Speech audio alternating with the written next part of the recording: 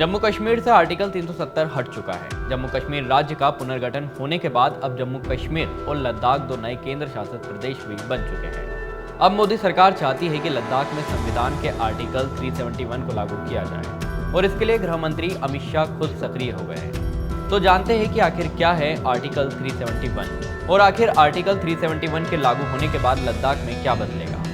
क्या जिस तरह से आर्टिकल 370 ने जम्मू कश्मीर को विशेष प्रावधान दिए थे, अब 371 के जरिए वैसे ही प्रावधान लद्दाख में भी लागू हो पाएंगे।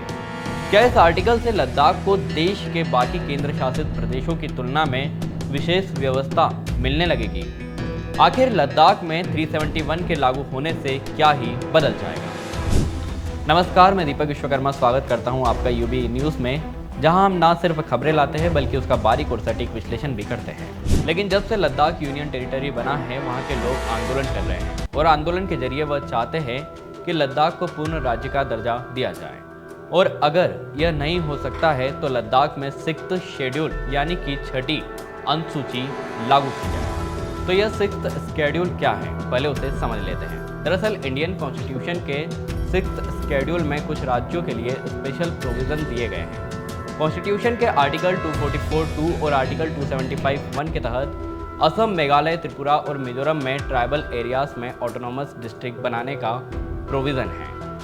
6th शेड्यूल यह प्रावधान देती है कि राज्यों के अंदर बने इन जिलों को लेजिस्लेटिव, जुडिशियल और एडमिनिस्ट्रेटिव ऑटोनॉमी मिले। साथ ही राज्य के गवर्नर को यह भी अधिकार मिलता है कि वो जिलों की सीमाओं को बदल सकते हैं, यानी कि किसी जिले की सीमा को घटा बढ़ा सकते हैं।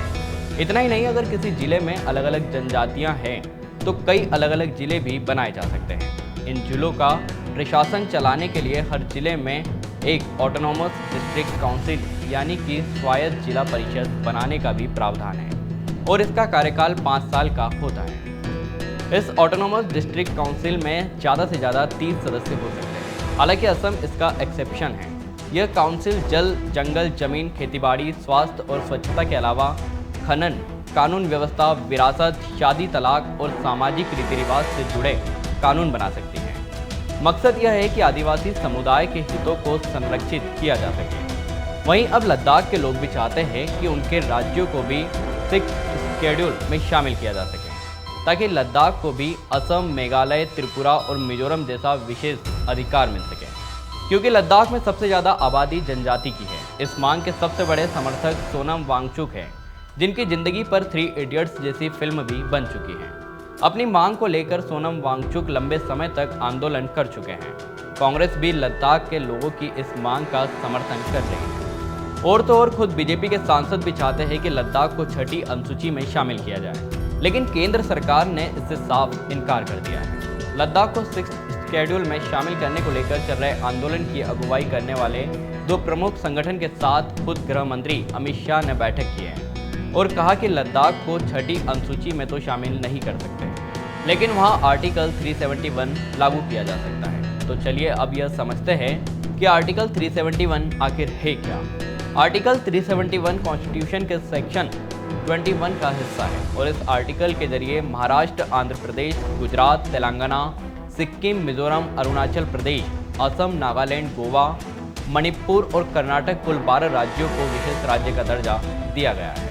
आर्टिकल 371 में महाराष्ट्र और गुजरात को लेकर विशेष प्रावधान बनाए गए हैं। इस आर्टिकल के तहत राष्ट्रपति के आदेश से महाराष्ट्र के विदर्भ और मराठवाड़ा के साथ साथ ही गुजरात के सौराष्ट्र और कच्छ में अलग से विकास बोर्ड का गठन हो सकता है। इसी तरह से आर्टिकल 371A नागालैंड को लेकर विशेष प्रावधान करता है, जिसमें नागालैंड की विधानसभा की सहमति के बिना संसद में नागालैंड से जुड़ी सामाजिक, धार्मिक, जमीन और स्वामित्व से जुड़ा कोई भी कानून नहीं बन सकता है। आर्टिकल 371B असम के लिए विशेष प्रावधान करता है। आर्टिकल 371C से मणिपुर को स्पेशल स्टेट का दर्जा मिलता है।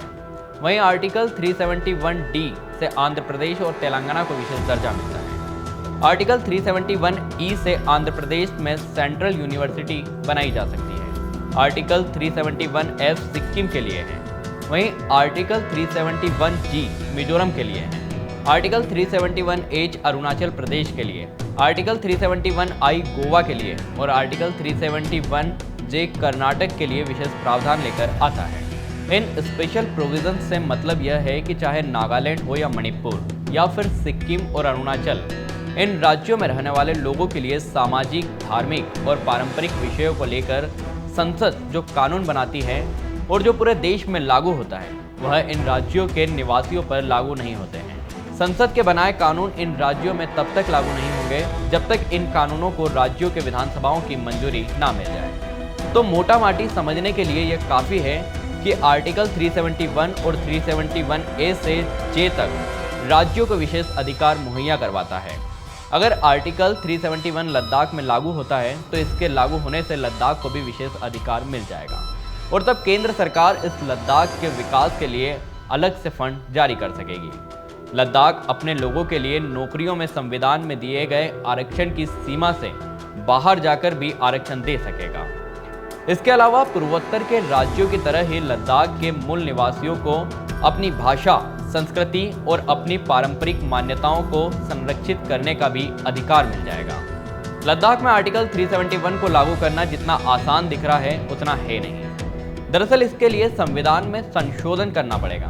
पहले भी जब संविधान बना था तो उसमें सिर्फ आर्टिकल 371 ही था, लेकिन जैसे जैसे राज्यों का पुनर्गठन होता गया, संविधान में संशोधन करके 371 के साथ A, B, C, D, E, F, G, H, I और J जोड़े गए। तो लद्दाख के लिए भी अब नया संशोधन जोड़ना होगा। तो यह थी आज की हमारी एक खास रिपोर्ट और आपको यह कैसी लगी अपने विचार हमसे जरूर साझा करें। वीडियो पसंद आए तो इसे लाइक और शेयर करें, साथ ही चैनल को सब्सक्राइब करना ना भूलें। यूबी न्यूज़ आपके लिए लाता रहेगा देश विदेश से जुड़ी ऐसी ही खबरें। तब तक के लिए धन्यवाद।